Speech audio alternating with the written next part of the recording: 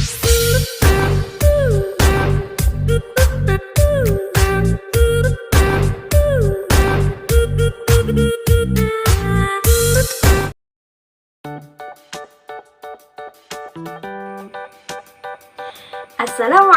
warahmatullahi wabarakatuh. Halo teman-teman semua, bagaimana kabarnya hari ini? Semoga kalian semua sehat dan masih semangat untuk mengikuti pembelajaran. Untuk mengawali pembelajaran pada hari ini, mari kita membaca doa sebelum belajar. Bismillahirrahmanirrahim. Rabbi zidni ilma warzuqni fahma waj'alni minas sholihin. Sebelumnya, teman-teman tahu tidak kenapa kita bisa mirip dengan orang tua kita? Kira-kira kalian tahu nggak? Kalian tahu? Tidak. Oh, kalian tidak tahu. Jadi, ada sifat-sifat orang tua yang diwariskan kepada anaknya. Sifat apa ya? Apakah sifat baik hati, jujur, dan tidak sombong? Atau sifat rajin menabung? Ternyata bukan hanya harta dan tahta ya teman-teman yang diwariskan, ternyata sifat juga diwariskan. Nah, pada pembelajaran hari ini kita akan membahas tentang pewarisan sifat. Sekarang, coba teman-teman lihat gambar di samping ini.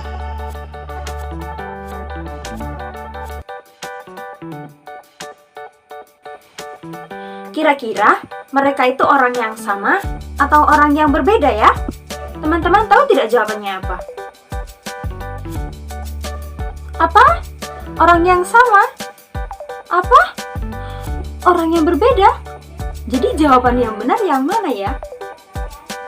Jawaban yang benar adalah mereka adalah orang yang berbeda, tapi mereka adalah orang tua dan anak. Tapi bagaimana bisa mereka sangat mirip? Padahal foto tersebut diambil pada tahun yang sangat berbeda. Jauh berbeda loh teman-teman. Jadi mereka bisa mirip dikarenakan si anak mewarisi sifat fisik yang dimiliki orang tuanya. Jadi pewarisan sifat yang dimaksud di sini tuh sifat fisik ya teman-teman, bukan sifat yang jujur, baik hati dan tidak sombong itu, melainkan sifat fisik seperti bentuk mata, warna kulit, bentuk hidung, tinggi badan, dan lain sebagainya. Nah, sekarang coba teman-teman amati ciri fisik kalian di kaca. Kira-kira kalian mirip dengan ibu kalian atau ayah kalian? Mirip yang mana? Oh, jadi kalian mirip. Ya, baiklah. Sebelum kita mulai masuk ke materi yang lebih dalam, alangkah baiknya kita mengetahui indikator pencapaian kompetensi kita pada pembelajaran hari ini. Yang pertama yaitu siswa dapat menjelaskan molekul yang mendasari pewarisan sifat pada makhluk hidup. Kemudian siswa dapat menunjukkan hubungan antara kromosom, DNA, gen, RNA, dan karakteristik makhluk hidup. Menjelaskan istilah-istilah dalam pewarisan sifat dan makhluk hidup. Membuat bagan persilangan sesuai dengan data yang disajikan. Mengidentifikasi karakteristik anggota keluarga untuk menemukan hukum pewarisan sifat. Membuktikan hukum pewarisan sifat Mendel melalui percobaan persilangan sederhana. Membuat persilangan pada pewarisan sifat manusia. Evaluasi akan diberikan melalui LKPD Live Worksheet yang linknya dapat diakses setelah melakukan pembelajaran. Sekarang kita kembali ke materi. Lalu, teman-teman tahu tidak? Ciri fisik tersebut itu diwariskan melalui apa? Ya, diwariskan melalui materi genetik. Apa itu materi genetik? Teman-teman tahu tidak? Tidak tahu bagaimana ini? Baiklah, jadi sekarang pembelajaran kita adalah tentang pewarisan sifat.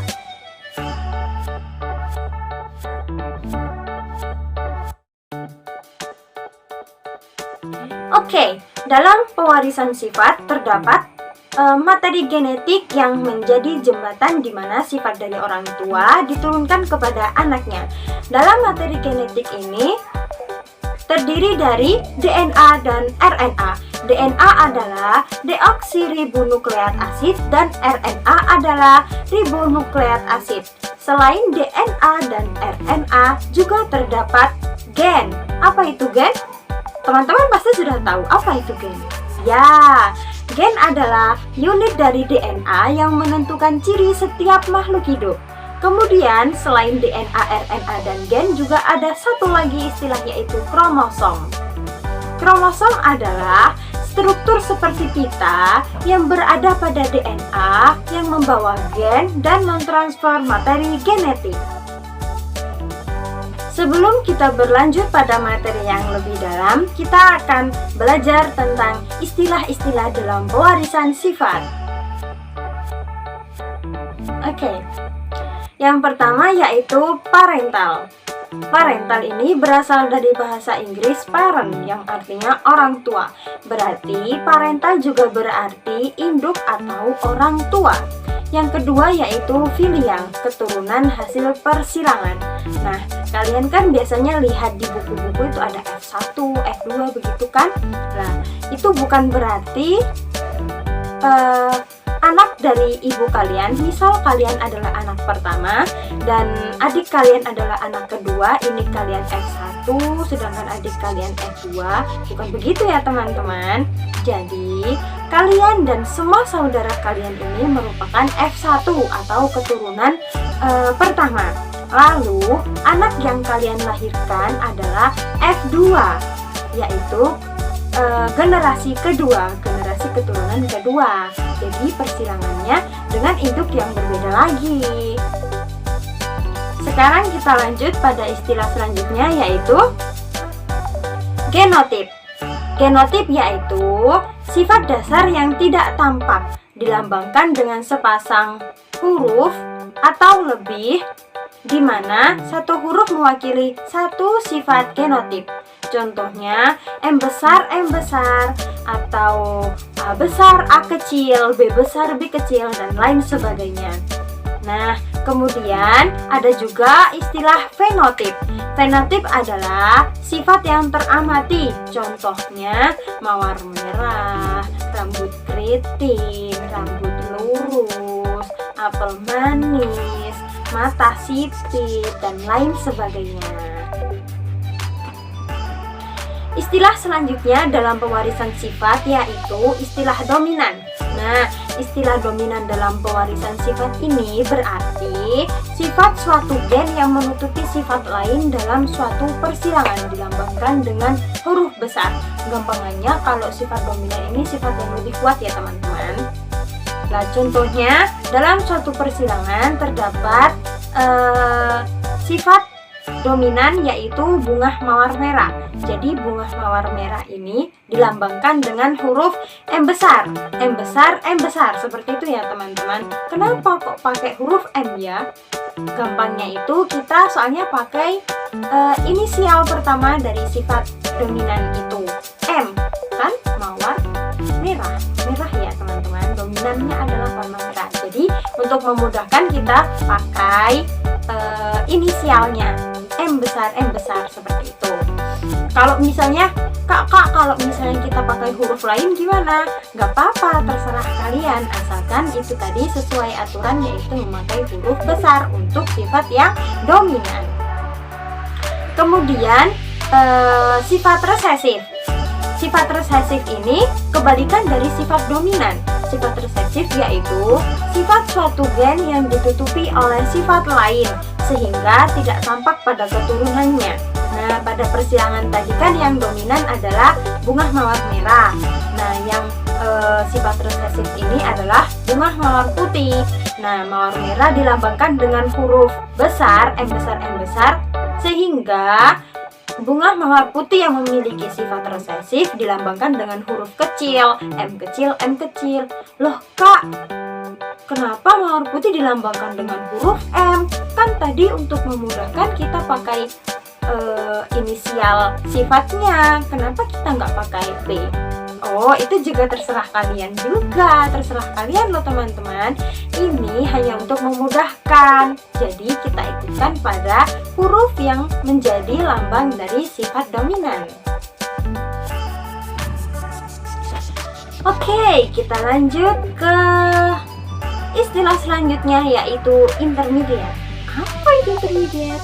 Nah, intermediate itu sifat suatu gen yang tidak sama dengan induknya, tidak ada yang menutupi atau yang tertutupi. Dilambangkan dengan sepasang huruf di mana huruf depannya besar dan huruf belakangnya kecil.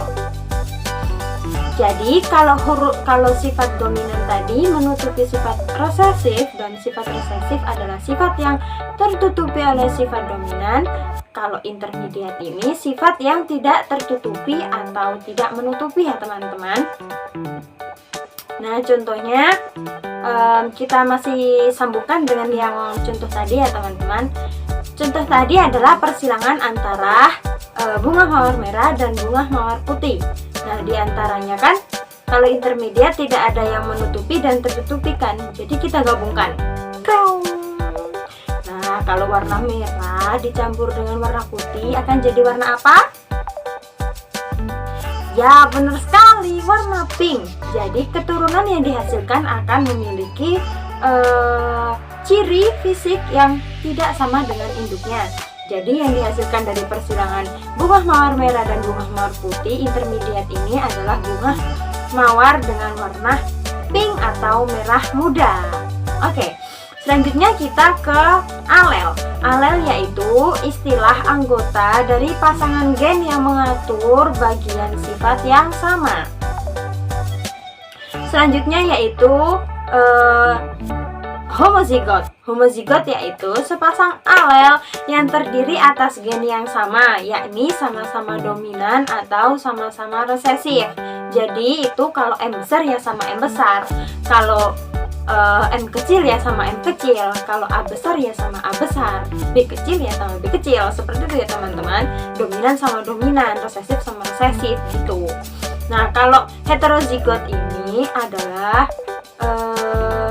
kebalikan dari homozigot.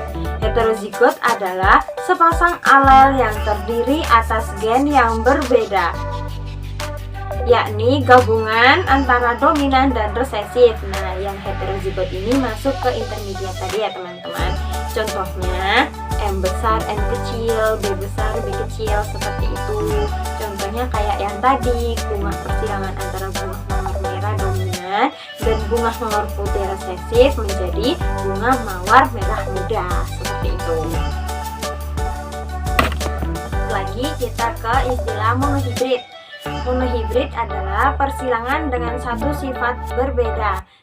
Yang kemudian ada lagi istilah namanya dihibrid. Dihibrid yaitu persilangan dengan dua sifat yang berbeda. Bagaimana teman-teman? Sudah tahu kan istilah-istilah dalam pewarisan sifat? Kalau sudah tahu, kita bisa masuk pada materi inti, yaitu hukum Mendel. Hukum Mendel ini diciptakan atau ditemukan oleh ilmuwan yang lahir di Austria tanggal 20 Juli tahun 1822, yaitu Gregor Johann Mendel. Johann Mendel ini mengatakan seperti ini: semua organisme hidup memiliki unit dasar disebut dengan gen yang secara khusus diturunkan oleh orang tua kepada anak-anaknya. Baik, sekarang kita masuk pada materi hukum Mendel. Yang pertama yaitu hukum satu Mendel atau biasa disebut dengan hukum segregasi.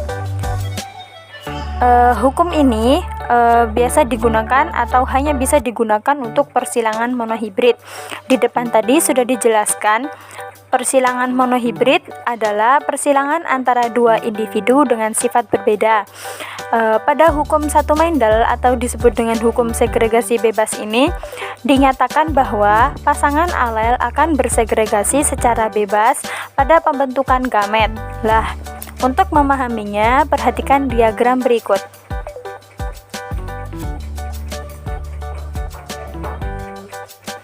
Pada penelitian pertama, Mendel menyilangkan antara kacang ercis berbunga ungu dengan ercis berbunga putih.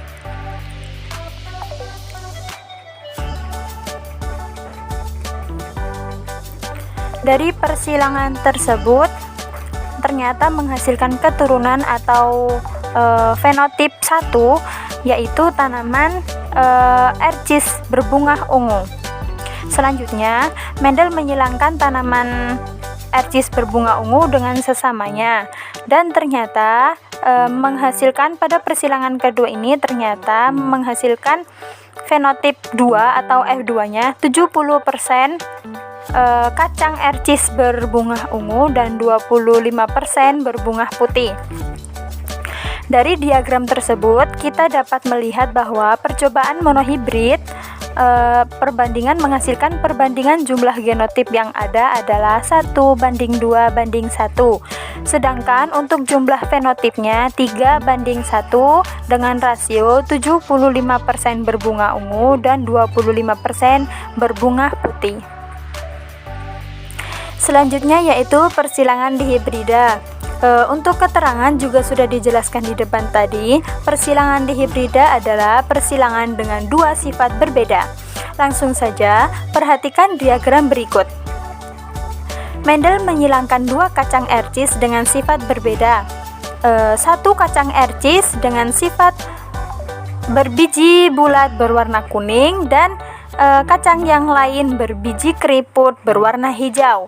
Mendel menetapkan genotip dari kacang berbiji bulat berwarna kuning adalah B besar B besar K besar K besar atau bersifat dominan, dan untuk kacang berbiji keriput berwarna hijau B kecil B kecil K kecil K kecil atau sifat yang resesif.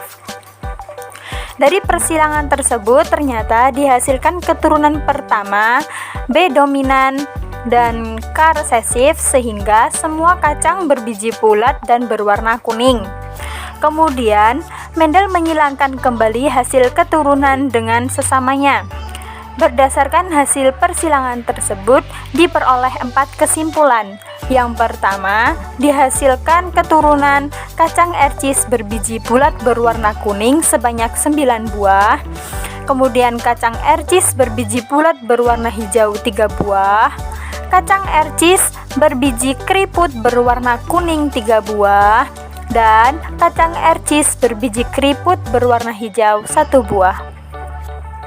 Dari 4 poin tersebut diperoleh fakta bahwa genotip generasi kedua adalah 9:3 berbanding 3 berbanding 1 dengan genotip F2 adalah 1:2 berbanding 2 berbanding 4 berbanding 1 berbanding 2 berbanding 1 berbanding 2 dan berbanding 1.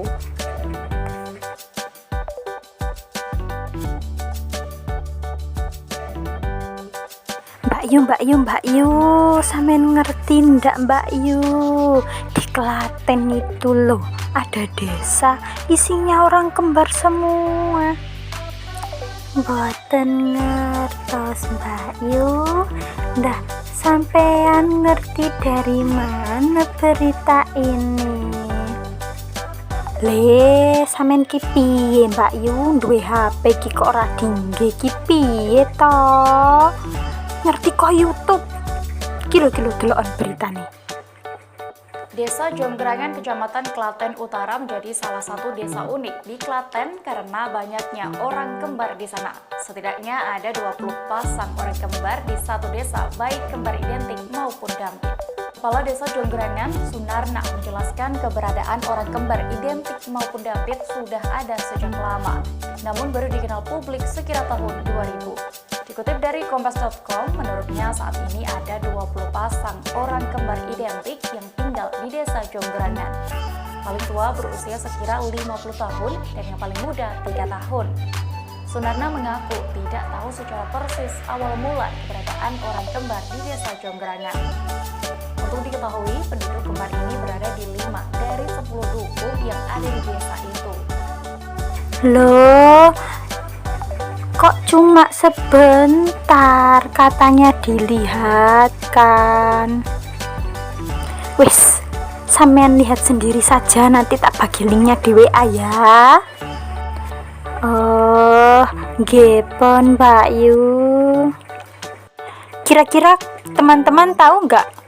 Kok bisa sih kembar, apalagi kembar identik?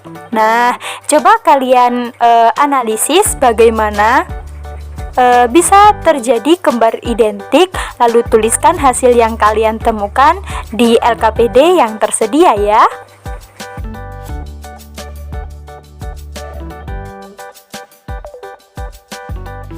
Teman-teman, dari mempelajari materi tentang pewarisan sifat ini, kita jadi semakin tahu kan kebesaran Allah yang luar biasa, yang menciptakan makhluknya berbeda-beda. Kebesaran Allah ini sudah dituliskan dalam Al-Quran, surat Al-Hujurat ayat 13 yang berbunyi, A'udzu billahi minasyaitonir rajim, Bismillahirrahmanirrahim. Ya ayyuhan nasu inna khalaqnakum min dzakarin wa untha wa ja'alnakum syu'uban wa qabaila lita'arafu inna akramakum 'indallahi atqakum innallaha 'alimun khabir. Wahai manusia, sungguh kami telah menciptakan kamu dari seorang laki-laki dan seorang perempuan. Kemudian kami jadikan kamu berbangsa-bangsa dan bersuku-suku agar kamu saling mengenal. Sesungguhnya yang paling mulia di antara kamu di sisi Allah ialah orang yang paling bertakwa. Sungguh, Allah Maha Mengetahui lagi Maha Teliti. Dari ayat tersebut kita juga bisa mengambil pelajaran bahwa Allah menciptakan kita berbeda-beda tidak untuk saling mendiskriminasi atau tidak untuk saling mendominasi satu di antara kita. Namun Allah menciptakan kita berbeda-beda untuk saling mengenal, saling menyayangi, saling bertoleransi, dan saling mendukung satu sama lain.